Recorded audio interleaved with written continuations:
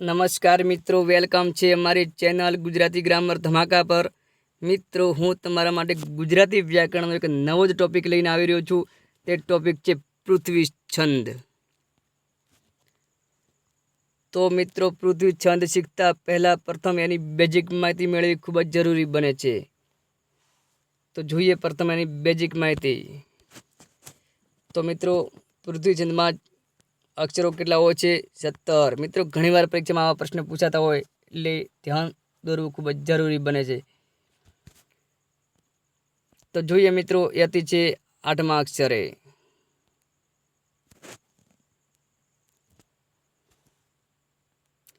મિત્રો, આપણે આગળ પણ વાત કરી હતી આગળના વિડીયોમાં કે 17 અક્ષરના છંદ 4 છે, એટલે એમાં કોઈ પણ વાતે કન્ફ્યુઝ થવાની જરૂર નથી, કેમ કે એની શોર્ટ ટ્રીક પણ અલગ છે, એનું જે બંધારણ પણ એકદમ અલગ છે। એટલે છંદ એવા પ્રકારે તમને શીખવેલા છે કે એક પ્રકારની ગેમ હોય એવા જ પ્રકારે અહીંયા તમને છંદ જોવા મળી રહે છે।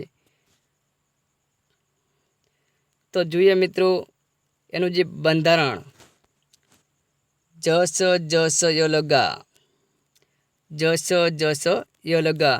મિત્રો, પૃથ્વી છંદ એનું જે બંધારણ છે જસ જસ ય લગા। મિત્રો, પૃથ્વી પર આપણે જન્મ લીધો છે, એક જસ લીધો છે, બરાબર, એને લગતું જ બંધારણ છે કે જસ જસ ય લગા। મિત્રો, અક્ષર અને બંધારણ આ તમારા માટે ખાસ ઇમ્પોર્ટન્ટ વસ્તુ છે, અને યતિ પણ ધ્યાનમાં લેવી ખૂબ જ જરૂરી બને છે। અત્યારે હરીફાઈનો એક યુગ ચાલી રહ્યો છે, એટલે પરીક્ષામાં કોઈ પણ કેવા પ્રકારનો પ્રશ્ન પૂછી શકે છે।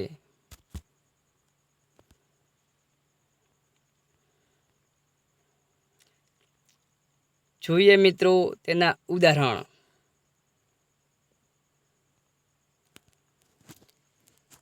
પ્રથમ ઉદાહરણ છે ભામો ભરતખંડમાં સકળ ભૂમ ખૂંદી વળી। શું છે મિત્રો?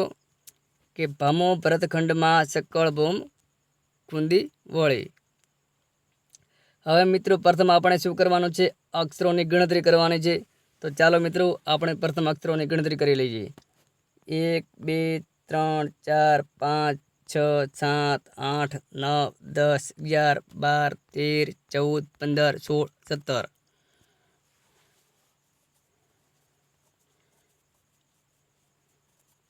તો મિત્રો, હવે આપણે એમાં શું કરવાનું છે?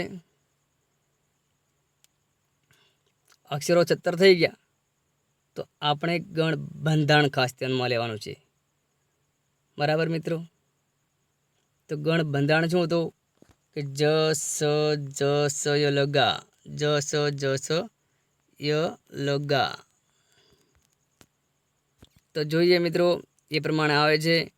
તો જનો જભાન, બરાબર, તો જભાન લખીએ મિત્રો, તો લઘુ ગુરુ લઘુ, લઘુ ગુરુ લઘુ।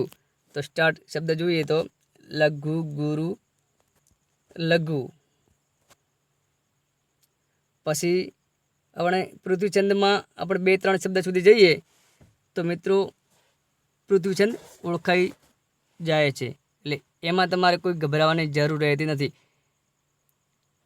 હરિણી, શીખરીણી અને મંદાક્રાંતામાં જે ટ્રીક લાગુ ન પડે, એમાં જે ટ્રીક લાગુ પડે છે એ પ્રકારની ટ્રીક આમાં લાગુ ન પડે, ત્યારે આપણે સમજી લેવાનું છે કે અહીંયા પૃથ્વીછંદ લાગુ પડશે, બરાબર?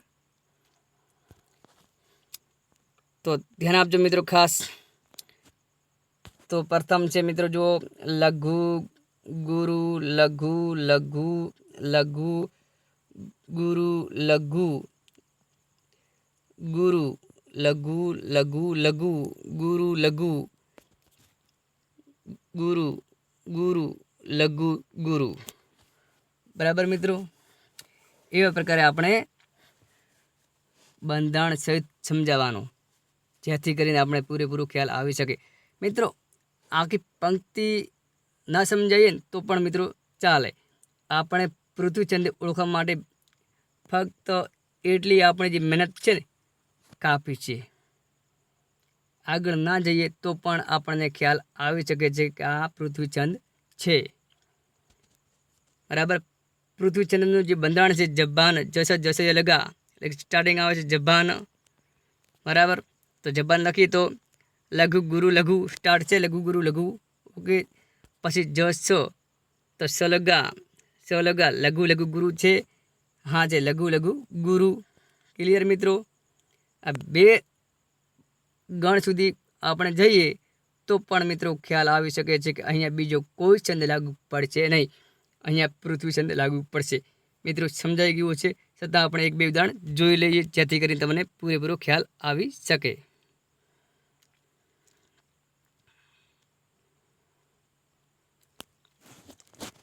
ધમાલ ન કરો જરાય નહીં નૈન ભીના થશે। તો મિત્રો પ્રથમ આપણે અક્ષરોની ગણતરી કરી લઈએ। 1 2 3 4 5 6 7 8 9 10 11 12 13 14 15 16 17 મિત્રો 17 અક્ષર થઈ ગયા। 17 અક્ષરના 4 છંદ છે।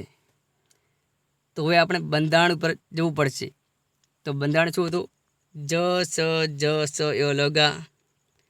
બરાબર, આપણે જ સુધી જવાનું જેથી કરીને તમને છંદ ઓળખાઈ આવશે કે આ જે પંક્તિ છે પૃથ્વી છંદની હશે। જેમ કોન્ફિડન્સ સાથે તમે કહી શકશો કે આ બીજા કોઈ છંદને લાગુ પડતી નથી ને અહીંયા આ પંક્તિમાં પૃથ્વી છંદ હોવો જોઈએ।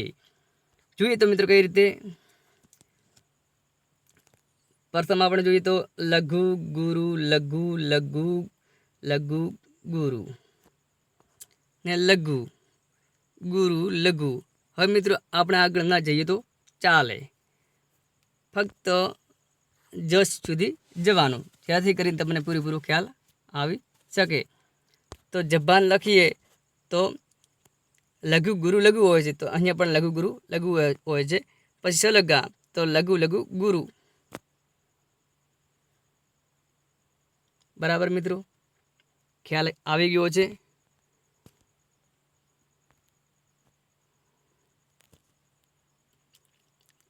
તો જોઈએ એના આપણે તમને સોલ્યુશન પણ એનું આપેલું જ છે।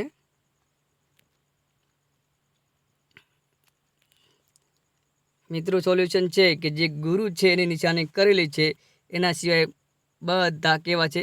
લઘુ છે।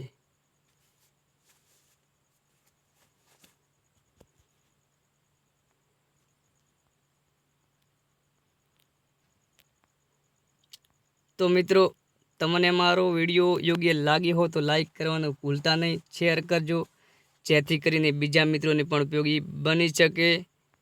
અને અમારો જે ખાસ વિડીયો બનાવવાનો જે હેતુ છે કે તમને સમયસર સરકારી નોકરી મળી રહે અને તમારા મા બાપની આંખમાં એક પ્રકારની ખુશી જોવા મળે, એ હેતુથી અમે વિડીયો બનાવેલો છે। તો મિત્રો વધુમાં વધુ શેર કરજો આ અમારો વિડીયો। જય હિન્દ, જય ભારત।